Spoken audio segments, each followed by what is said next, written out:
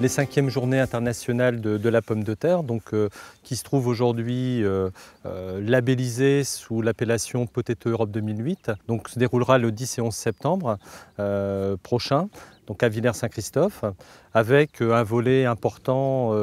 sur les démonstrations de matériel en dynamique, à la fois démonstration d'arrachage, de matériel de réception, de mise en tas, et également une première en matière de tri optique. Globalement, ces démonstrations rassembleront plus de 80 matériels en mouvement, arracheuses, chantiers mobiles de réception, engins de manutention, de tri, pour couvrir ensuite l'ensemble des approches sécurité, qualité, faire fonctionner ces chantiers. On aura à peu près 200 personnes qui seront mobilisées pour leur mise en œuvre. L'arrachage, la réception s'intéressera à tout type de producteurs, producteurs de pommes de terre de consommation, pommes de terre de transformation, pommes de terre de fécule, compte tenu de la diversité des matériels qui seront en action. Au niveau du matériel de réception, ça peut également intéresser plutôt les centres de collecte.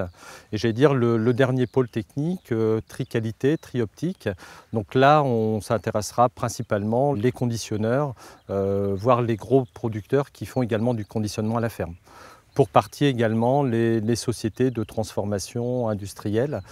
qui ont déjà, la plupart du temps, déjà investi sur ce type d'équipement. En ce qui concerne la récolte, l'arrachage, la démonstration d'arrachage, là on aura une grande diversité d'équipements, avec les derniers modèles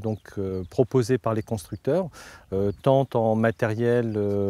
combiné, un rang, deux rangs, en arrachage simplifié, plus traditionnel, en tout cas par rapport au marché français. On aura également pour une large part du matériel automoteur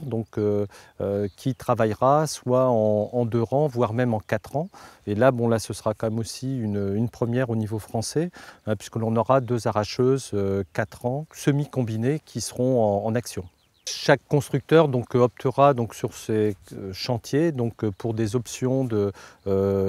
déterrage, d'élimination des fans spécifiques, en fonction de la qualité du sol au moment de la récolte qu'on aura ici, également en fonction du volume foliaire qui sera présent encore sur les parcelles, de façon à chercher à optimiser la qualité de tri, de séparation sur l'arracheuse, tout en préservant bien entendu la qualité des tubercules. En ce qui concerne le matériel de réception, là on aura des pommes de terre qui seront chargées dans des camions, qui seront destinés à l'usine McCain. Mais par contre sur ces chantiers, on aura en fonction là aussi des constructeurs du précalibrage qui sera réalisé à l'aide de chaînes à grande maille, du dégrenaillage, du déterrage bien entendu avec des toiles, Rollstar, système rouleau lisse. Ce qu'on aura également en termes d'équipement sera pour partie consacré à des matériels, ce qu'on appelle combi, où on a là l'ensemble de la trémie de réception, du déterrage, de la visite, du précalibrage, qui se trouve sur un même châssis de matériel. Et même si également les pommes de terre seront finalement chargées grâce à des tapis télescopiques dans des camions, on aura également une partie de la récolte qui sera précalibrée et mise en caisse, de façon également à voir fonctionner ce type de matériel de mise en caisse automatique. Pour terminer ces démonstrations dynamiques, on aura un chantier assez important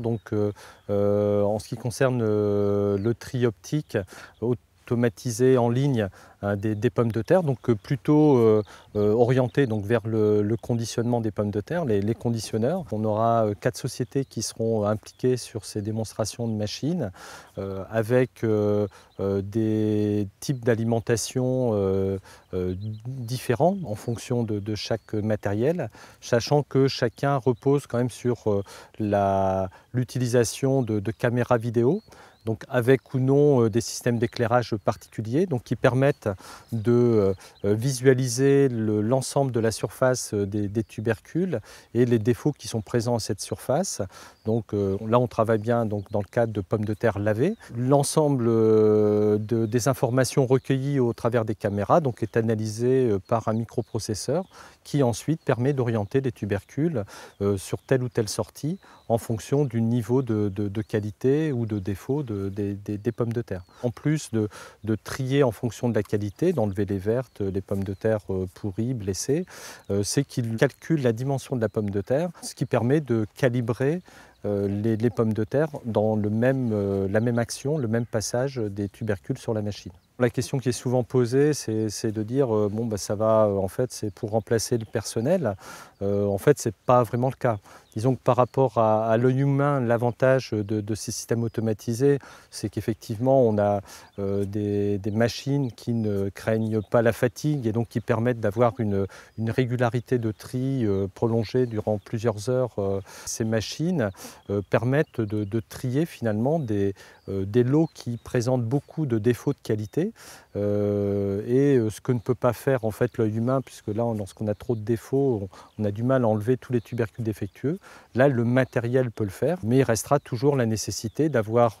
du personnel pour déjà vérifier, ajuster au fur et à mesure le réglage des matériels et voir compléter le tri de ces machines. Sur ces chantiers dynamiques, en fait, l'ensemble des visiteurs trouveront un large éventail des matériels qui sont nécessaires pour la production, la mise en stockage, le conditionnement des pommes de terre et tout spécifiquement les dernières innovations donc, proposées par les constructeurs pour satisfaire leurs besoins en termes de performance technique, mais également de performance économique, ce qui est de plus en plus demandé au niveau des producteurs de la filière.